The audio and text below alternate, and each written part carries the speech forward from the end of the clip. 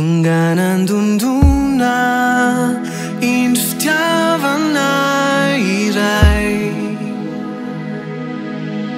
tonga eto anolona tondra aingam-panahy indray.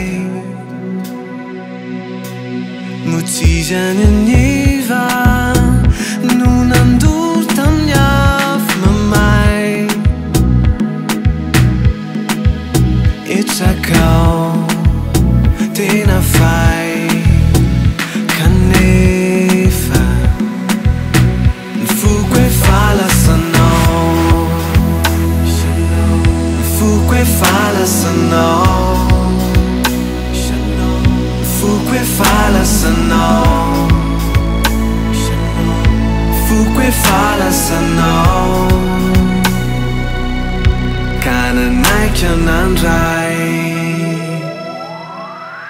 Mitisana rindra lazao ainy anaranao,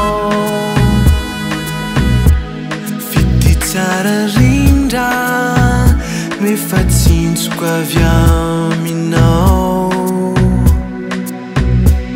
Mety hoatraiza loatra no mba hizoratsika roa,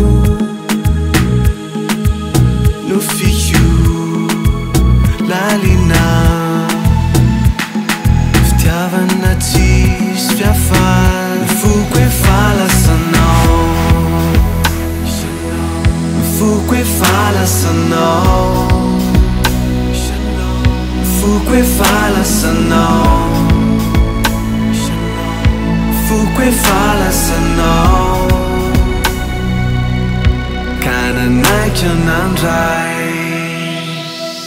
Maro ireo vehivavy nasananeo, nilavy ny fo, fa rehefa ianao no indray tonga anakeo, nambaboay. Nifoko efa lasanao,